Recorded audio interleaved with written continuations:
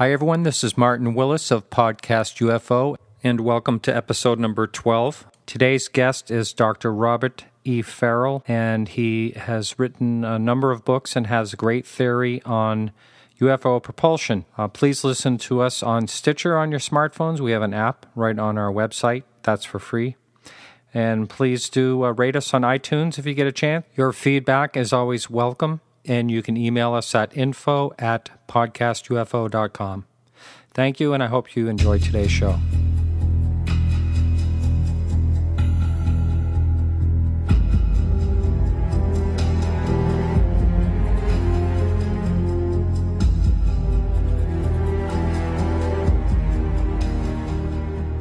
Hi, everyone. I have Dr. Robert E. Farrell on Skype. How you doing, Dr. Farrell? I'm doing fine, thank you. Thanks for joining us, and let's talk quickly about, you have a new book that's out, and it's on the bestsellers list, right? Well, actually, I have 3 books that made the bestseller list. The first 2 are novels, the first one being Alien Log. The second one is Alien Log 2, The New World Order.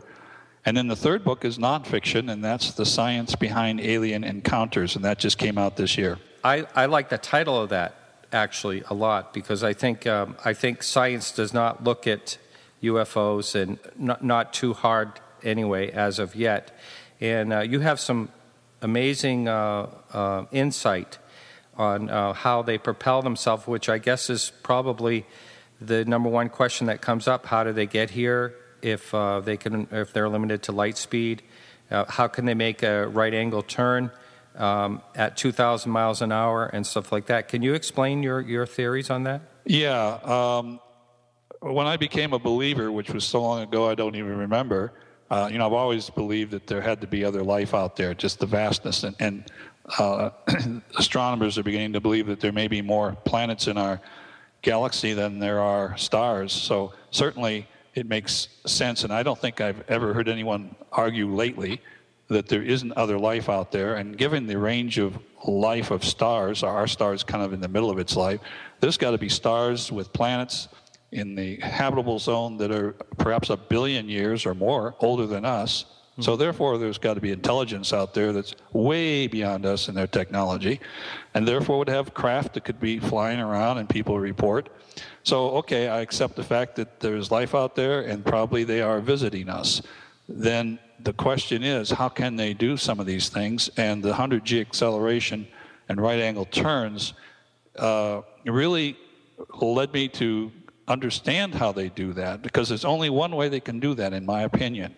There's only one way they could accelerate at 100 Gs without damage to the vehicle or the occupants, and that is they're using gravitational field propulsion.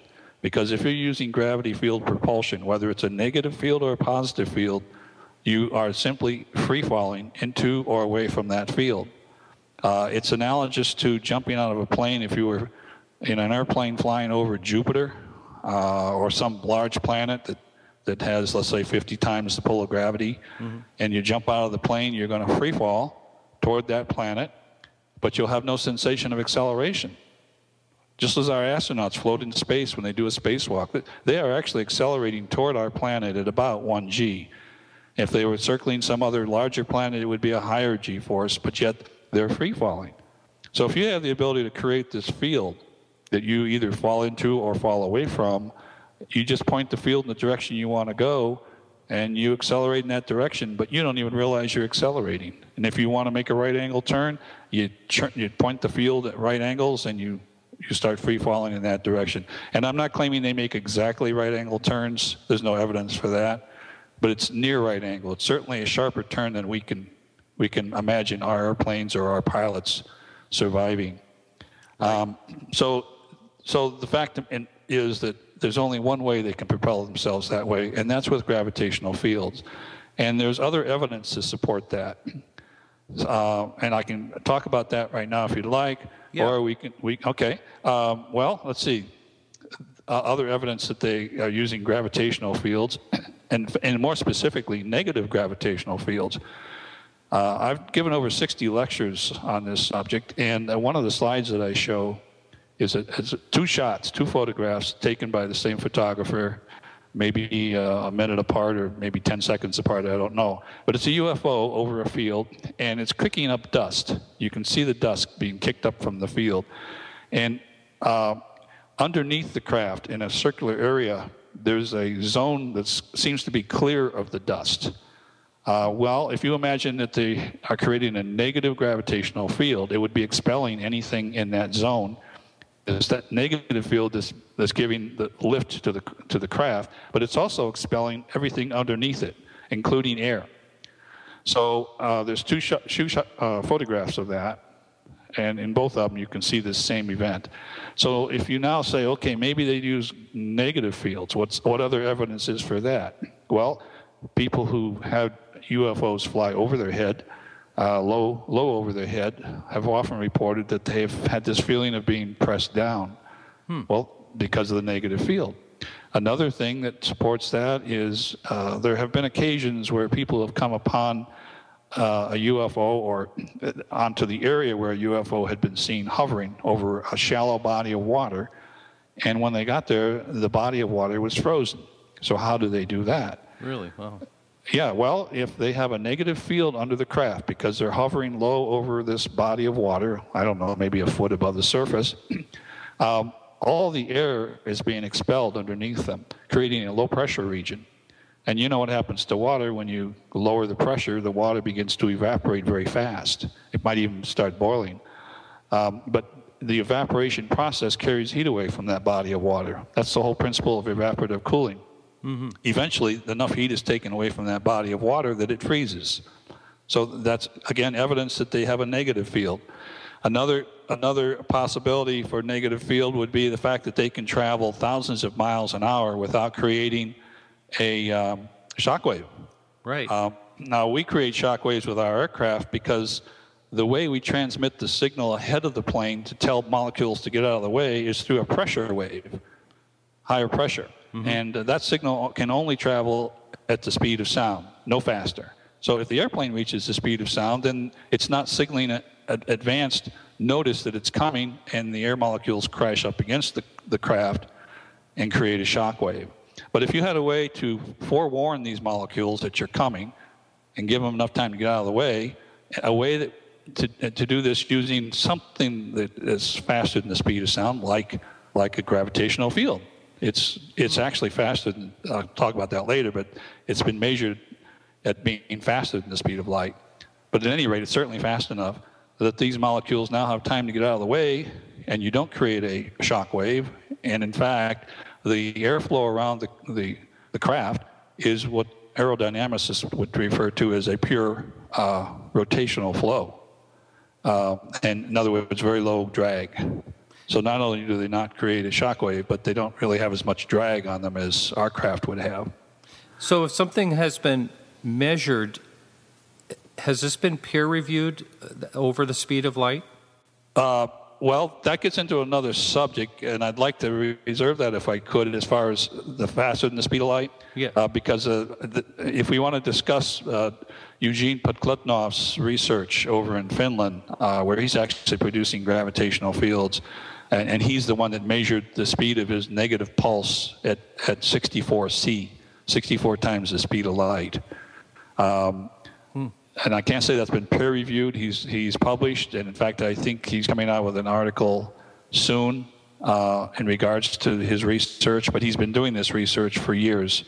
In fact, NASA and Boeing were interested in it, and my understanding was that NASA tried to duplicate his work, but because they weren't using superconductors of the appropriate size, they weren't able to get good results. Now, one of Podkletnov's specialties is material science. That's what he develops, is superconductors. So he's developed a way of creating a relatively large ceramic superconductor that's on the order of 4 inches in diameter, and it will withstand up to 30,000 RPM rotation speed. And that's critical in his mind to create significant amount of gravitational fields.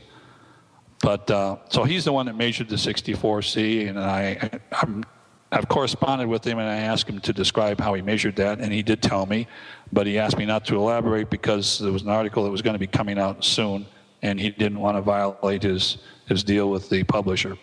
Mm-hmm. Can you explain to the layperson out there how someone might possibly create gravitational fields? Yeah. Well, I'm going to start with the theory, and the theory goes all the way back to Einstein when he created his general theory of relativity.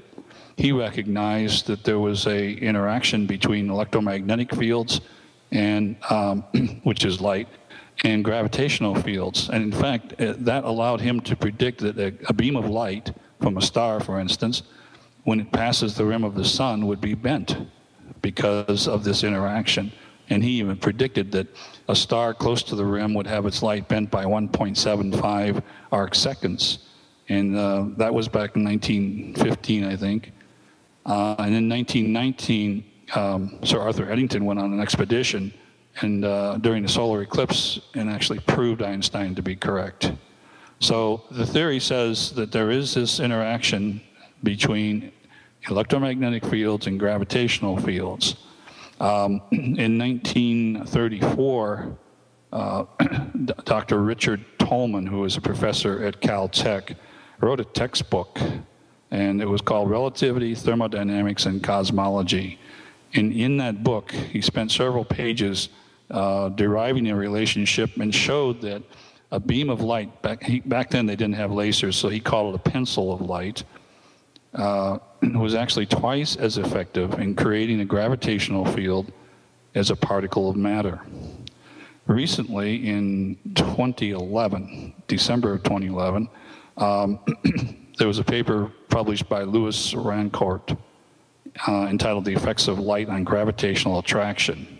And he did an experiment where he shot a laser beam past a mass that was suspended in a controlled environment, and he was able to detect the fact that that laser light actually drew the mass toward it, so it had a gravitational field attached to it. So if you were going to create a gravitational field, you would look at how could you manipulate electromagnetic fields. And in fact, in my very first novel, Alien Log, my astrophysicist is talking to his boss, who happens to be a colonel, and they're involved in a project, and they're standing next to a broken UFO, and the colonel asks him, how do they work? And Corey, the astrophysicist, is rubbing his hands over the surface of the craft, and he says, well, I think this is a superconducting material, and there's a high current flow through here, and then they're somehow manipulating a magnetic field up through there, and somehow create, he didn't know exactly, because I don't know exactly, but somehow creating a gravitational field. Now, there are other possible ways to do this, and one of them was presented, I think it was around 2007. Dr. Brezhnev and Dr. Sandhu co-authored a paper that was presented at the American Institute of Aeronautics and Astronautics, and that happened to be a joint session with American Society of Mechanical Engineers and the Society of Automotive Engineers, and also the Society of the American Society of Electrical Engineers, and it was dealing with propulsion. And they presented a paper that was peer-reviewed and talked about a method for creating a craft that could be propelled by a gravitational field. And what they proposed was that if you could take and build some sections made out of parallel plates that were reflective, and you could beam a very high intense electromagnetic field through those plates, in other words, like a microwave, for instance. And as the beam bounced back and forth, as reflected back and forth between these plates, it would shed gravitons. Now, some people don't know what a graviton is, and in fact, people who study gravity aren't sure how gravity, what makes gravity. Nobody really knows yet. The gravitons is just one theory, that there are gravitons that exchange force. So anyway, if you believe gravitons is what creates gravitational fields, then as these photons are bouncing back and forth, they're shedding gravitons, creating a gravitational field. And so by assembling a number of these plates and then staging when you turn the different ones on, you can kind of control the direction of the force in the direction that you travel with this craft. And that gets into another question, and that is, why do UFOs have different colors? People see them glowing this color and glowing that color, or not glowing at all. Mm-hmm. And if you follow the theory I just described, as these photons are bouncing back and forth, shedding gravitons, they're losing energy. And eventually they get to the point where the inefficiency shows up as a radiation of photons from the surface of these plates. And it would be a whole spectrum, but it would depend a lot on the energy level that the craft is operating at. So, for instance, if the craft is hovering over the ground, not doing anything, just sitting there hovering, it would be running at a lower energy level, and the radiation might be in the form of infrared, although there are sporadically times when higher energy particles might be released, so you don't want to go up and touch one of these things when it's running, and you don't want to stand next to one very long, or you might die from radiation poisoning. But generally, it would be sitting there, and you wouldn't see it because it's in the infrared. But if it suddenly decides to take off and accelerate, then, of course, it requires a higher energy, and it would shed waste energy in a higher energy level and a higher level of the spectrum, more toward the visual. And the color might depend, again, on the energy level, and so would the intensity. So if they're accelerating, they might be very bright. If they're going very fast in the atmosphere where they have a resistance, they might be very bright. If, on the other hand, they're going slow, they wouldn't be quite as bright, and they might be a different color. Now, what would you, if you had to guess what would, I mean, it seems like it would be electricity of some sort that would power something like this. What would be your guess on that? Well, I have a bucket list of things that I want to research, and the energy source is on that list. So the only thing I might mention is a thing called zero-point energy that people discuss, and people are researching that. Eugene Podkletnov, in his research that he's been doing, and when he reports his results, one of the things that's kind of astounding, this pulse of this gravity pulse that he's able to produce out of this pulse generator has some very interesting things about it. That, number one, it travels 64 times the speed of light. Number two, he's determined that its interaction with the surroundings requires more energy than the energy he puts into his device. So the question is, well, where's all the energy coming from? Now, he is an experimentalist and not a theorist, as he's especially his material science, so he doesn't know. I mean, he's perplexed too. He suspects that possibly this gravitational wave is somehow causing subatomic particles to release energy. And this might be, i.e., zero-point energy, I don't know. But it might be that kind of energy source that's being used, because, you know, whatever they do, however fast they go or far they go, it's going to take energy. Where does it come from? And I don't know.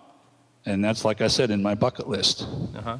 If UFOs have crashed in the past and they've been covered up as far as like the government, the military, reversing engineering them or attempting to, would you think they already have this information that Dr. I can't say his name. Podkletnov, I know he's a Russian, but it's it's Podkletnov. Yeah. Podkletnov. Yeah. Do you think they already have this information or something very close to it? Well, I would be surprised if they don't. Number one, he's been approached by Boeing aircraft years ago and by NASA. And as I said, NASA has already done some experiments, but because they didn't have the proper size equipment or money, they abandoned the research. Maybe they passed it on to the DOD, I don't know. But the potential is so great that I would imagine that the military or DOD or somebody has knowledge about it. Now, you could hand blueprints to a 747 to the Wright brothers. That doesn't mean they could build the 747. Mm-hmm. And there may be some technology that we haven't quite learned yet, like nanotechnology, that might be required to assemble some of the components that we just don't have that technology yet. And that might be one reason why maybe they haven't succeeded in creating a UFO. On the other hand, maybe they have. Some people think that a lot of the UFOs we see are actually our own craft. Right, right. One thing you always hear a skeptic person say is, if they can travel so many, light years to get here, then how could they possibly crash? Here on Earth? What do you say about that? Well, I think there's maybe several reasons why they crash, but in general, if they are creating a gravitational field as a means of propulsion, and they're using electromagnetic fields as a means of producing that gravitational field, then a strong beam of electromagnetic energy could probably disrupt their propulsion system. Now, radar happens to be a candidate for that. And as a matter of fact, the military actually developed a weapon called the electromagnetic pulse beam weapon, which was designed to beam at aircraft and disable their electronics. So certainly something like that could do it. But a lot of the crashes have occurred in areas where a lot of research was being done in high-powered radar, at least in the past. The craft, my storyline in my novels is based on a crash in Kingman, Arizona that occurred in 1953. And they didn't have high-powered radar at that time in that area. They weren't doing research in it anyway. Because I thought, well, maybe they were developing radar for the dew line or something, but it turns out that didn't seem to be the case. Now, that crash I attribute to the craft being too close to an atomic explosion, because I got to believe when we started doing all these atomic tests out in Nevada, they had craft stationed there to monitor those tests. I mean, I would. They certainly would be curious about how we're doing in this and what kind of development we're making. And I have a scenario that I describe in the prologue of my second book. That UFO may have been there monitoring the nuclear test that was set off on 19th of May, 1953. It became known as Dirty Harry, by the way. But that craft got too close, was mortally wounded, but managed to make it over to the Kingman area before it crashed. Now, that's my hypothesis.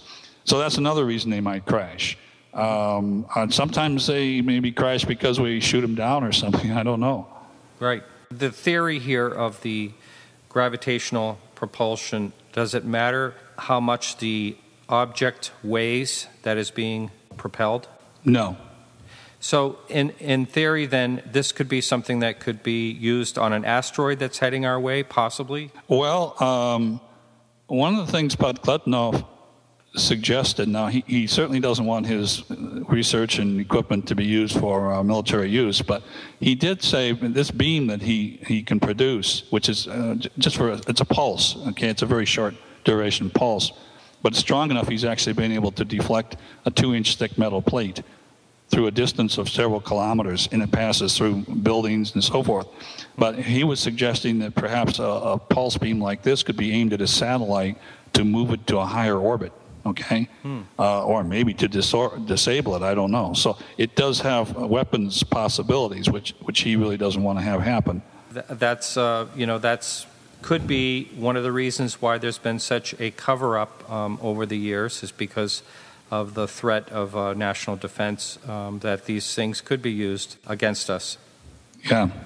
One thing I talk about a lot in this show is one of the theories that people think that UFOs could possibly be interdimensional. What's your take on that? Well, you have to understand, my mission is to try and convince lay people that UFOs and ETs are a reality. And these people are skeptical at best. They certainly would not go into a bookstore and buy a book on UFOs, which is why I opted to use the science fiction format. But in my lecture and in my books, I very carefully avoid wormholes, multi-dimensions, and things like that. I'm not saying they aren't true, because I couldn't prove whether they are or not, but I try to explain in a manner that's a nuts and bolts manner that anyone who's had high school physics or high school science could understand. And if I can explain all the phenomena that people see UFOs do using just traditional science, then they don't have to worry about interdimensional travel and things like that. How about when people have said they've seen them appear and disappear?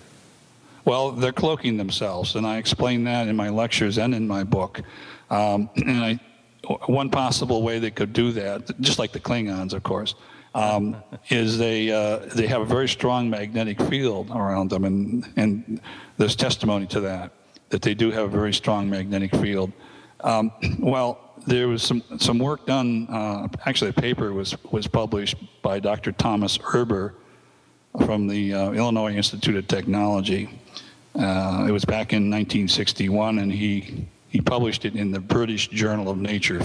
So if any of your listeners want to research that, they have to go to the British version of the Journal of Nature.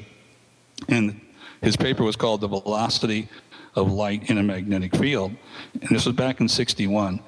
He was interested in seeing what the effect of a magnetic field had on the velocity of light, and he actually developed an empirical equation based on his studies. And the equations report the index of refraction as a function of the magnetic field strength. Now, index of refraction is the velocity of light in a vacuum divided by the velocity of light as it passes through a substance like a piece of glass or water or whatever. And, glass has an index of refraction close to 2. So that means the light is only traveling half as fast as it does in a vacuum. Well, anyway, so if you plot this, you see that with a very strong magnetic field, you can create an index of refraction much greater than 2, or even a little less than 2, doesn't matter, but it's enough that you could imagine it's creating a lens.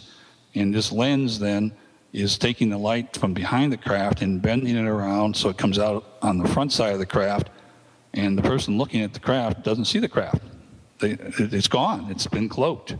I think I've read somewhere where the military is trying to perfect something like this. Yeah, it's a little less sophisticated. They're using, I think, like miniature TV cameras, if you will, and screens on a suit, and maybe cameras on the back of the suit. And the cameras on the back of the suit are taking a look at what's behind the person and then projecting it onto the screens in front of the person, so you, who are looking at the person, don't see the person. It's like they disappear. Wow. So it seems like there'd be so many angles to worry about on something like that. Well, yeah, I mean, I probably simplified it a little bit, but I mean, that's the concept I think they're working on.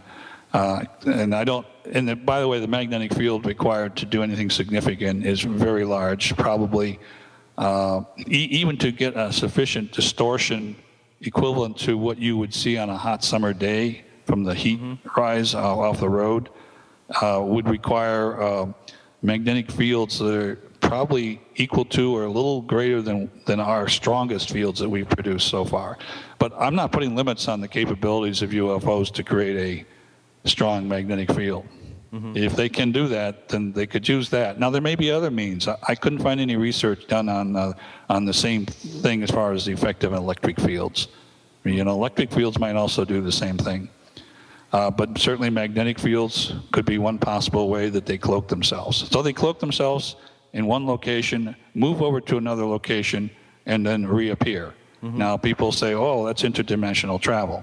Well, I can't say it isn't, but I can explain it in a way that doesn't require interdimensional travel. One thing, in your books you discuss the alternative to the Big Bang Theory. And yes. I really want to talk about that because that's always been a really tough one for me to swallow. I'm not a scientist, but what is your take on the Big Bang Theory? I think the Big Bang Theory is wrong, to put it simply. It's a misinterpretation of the data. It's interesting. Just last week, I gave, for the first time, a new lecture that I've developed.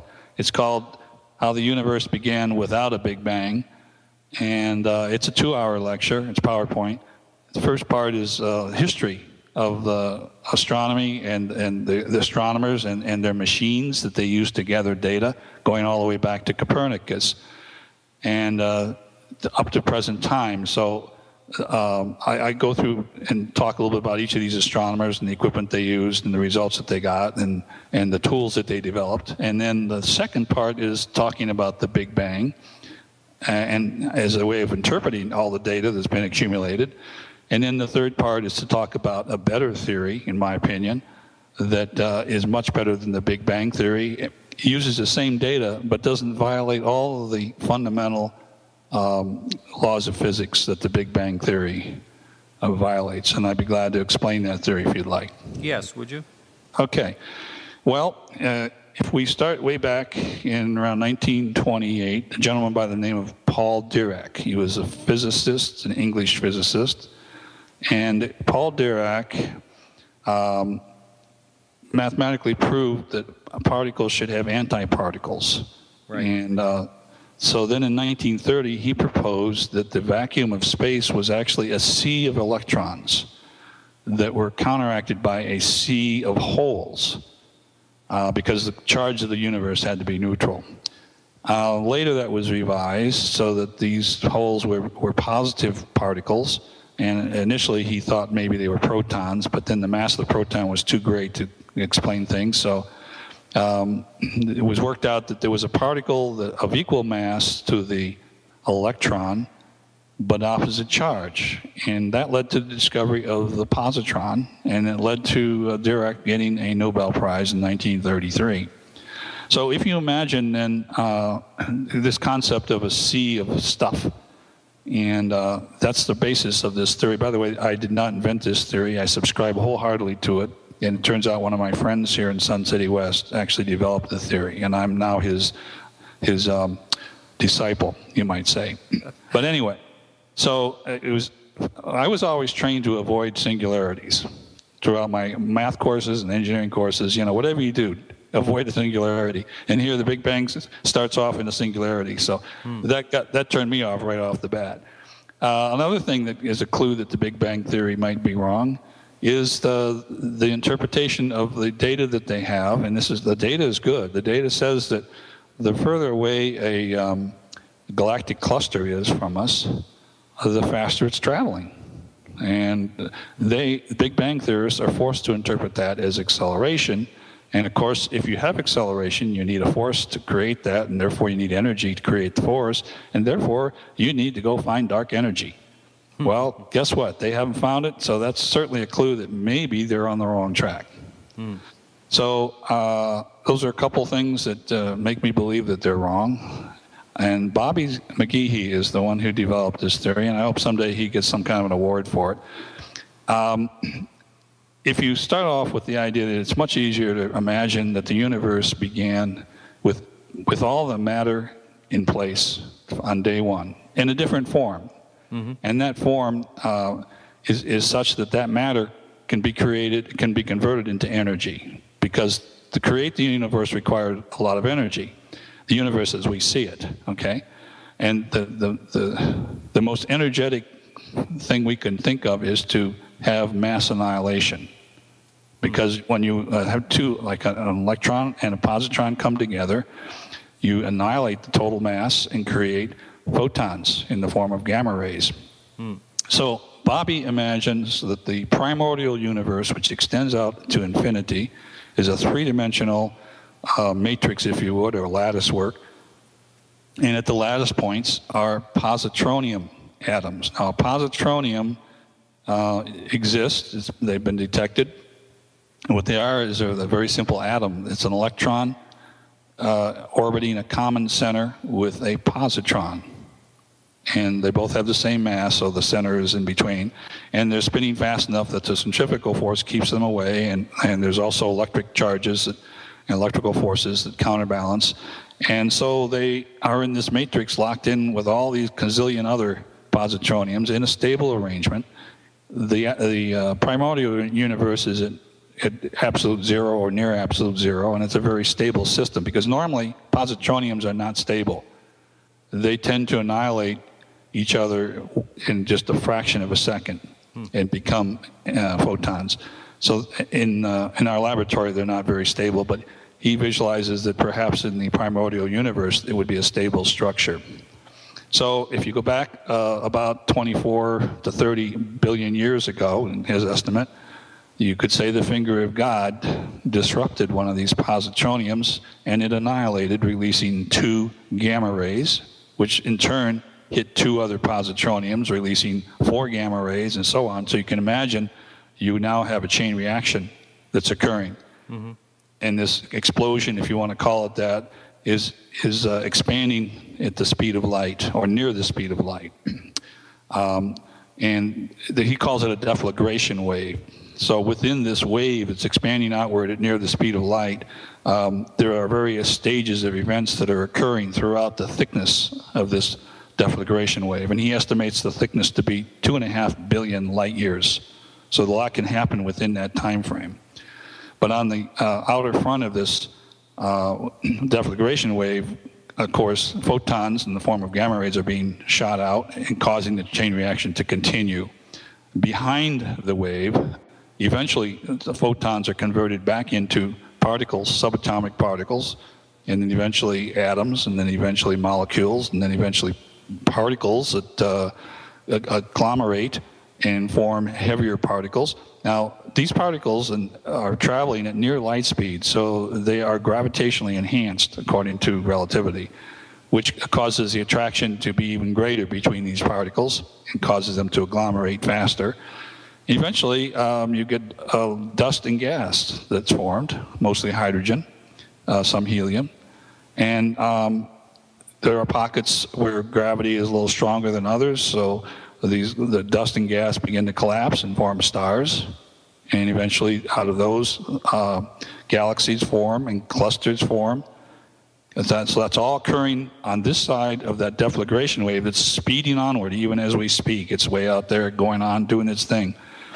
But what's happening inside and behind on our side of this wave, because of the mixing that's occurring, when these particles collide, they may collide off center and they start spinning. And then, of course, you've seen pictures of galaxies that are spinning, mm-hmm. and a lot of things are spinning. What's happening is the linear momentum that's originally at the wave front of these initial particles that are being created is being converted to angular momentum. What that means is the linear momentum is decreasing as the angular momentum goes up. Therefore, the velocity in a linear direction is decreasing. So the closer into us that we look at things, the slower they're moving. And wouldn't you know, that's exactly what the data says. Mm-hmm. Mm-hmm. A good analogy that Bobby gives in that respect. First of all, as far as the deflagration wave, is if you had a room filled with methane and air, and of course you don't want to be in that room, you're standing outside and you're looking through this thick glass window with a camera, a high-speed camera, and you set off a spark in the middle of the room, you can imagine what that high-speed film camera will show you. It'll be like an explosion. And expanding outward is this bubble that's growing, and it's very bright because it's radiating energy that's continuing the explosion process. And what's really happening is the molecules that were methane and oxygen and nitrogen are being converted into a different form, like carbon, soot, and whatever, behind that deflagration wave. And being left behind, there's a lot of turbulence in the wake of this. So that's kind of how the universe grew. But keep in mind that the total mass of the room doesn't change. It's just converted from one form to another. And the same thing is with the universe. The total mass of the universe was already determined by this matrix that extends out to infinity. So all that happens during this deflagration wave is a conversion from one form of matter into another. The one other analogy that he gives, because it's so good that I have to give it, imagine you're standing on a corner, okay, and a potato truck drives by. Now, when was the last time you had a potato truck drive by? Anyway, he picked a potato truck, and it drives by, and you notice potatoes are falling off the back of the truck. And it's speeding on down the road 30 miles an hour, and it's dropping potatoes as it goes. So you have to happen to have a radar gun in your pocket.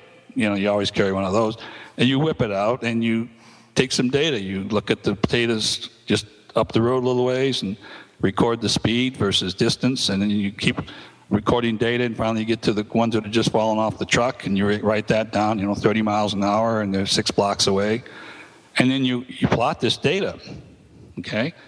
and the data shows that the further out the potatoes are, the faster they're going. Now, you don't say these are potatoes. You just plot the data and you hand it to someone and you say, what do you think of that? And they're going to say, wow, whatever is happening there, it looks like it's accelerating. Well, you and I know it's not. It's decelerating as linear momentum is being transferred into angular momentum as potatoes start to tumble. So that's a good analogy. Yes, very good. Well, we're just about out of time. A couple of quick questions. First of all, where can someone find your book? They can find all of my books on Amazon or Barnes & Noble, or they can go to a bookstore and order them. They're all available as paper books or ebooks, or they can go to my website, which is www.alienlog, that's one word, alienlog.com. And they can read about my books a little bit, and also there's a button they can push to find out where they can buy the books, and it links them right to Amazon if they click the Amazon button, right to the place where the book is, or they can go to Barnes & Noble. Or they can download an order form if they want an autographed copy and mail that to me, and I will sign the book and send it off to them. Great. And do you have any future projects lined up? Yes, I'm working on Alien Log 3, and the title is Alien Log 3, The Dulce Affair. And for people who are in the know as far as ufology, that conjures up some bad stuff. The Dulce Affair is based on stories about the Dulce base in Dulce, New Mexico, and supposedly an underground base where our military is working with ETs, bad ETs, to do bad things. And my characters get involved in that. I saw a show on UFO hunters about that, and when I spoke to Bill Burns, he told me that that was one of the freakiest situations that he had ever got involved in. Yes. A lot of my research and a lot of my data, if you will, comes from a book called UFO Highways by Anthony Sanchez.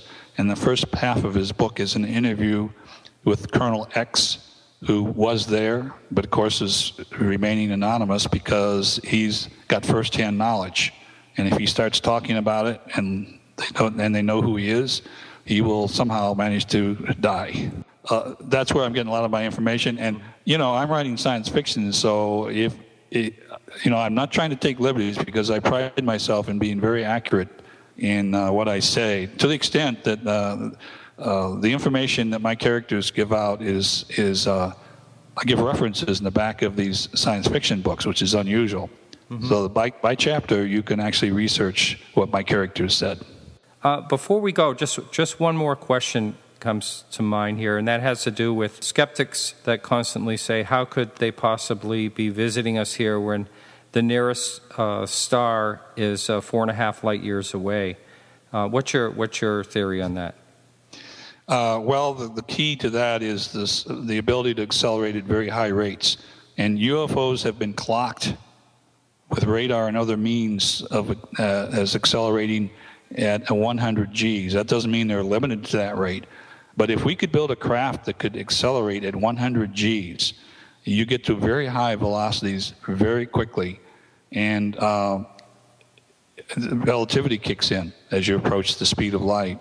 Betty and Barney Hill had abductors that supposedly, it was determined later, came from Zeta 1 and 2 reticuli, and that's a system that's about 40 light years away. Well, if you had this craft I described that could accelerate at 100 Gs, you would be there in less than 1 month, according to the calendar on your vehicle. Now that's a constant acceleration of constant acceleration, 100 Gs. Your calendar would say you got there in 1 month. And, of course, the unfortunate thing is if you turn around and come back to you 2 months later, the world would have sped ahead about 80 years, So that's one of the problems.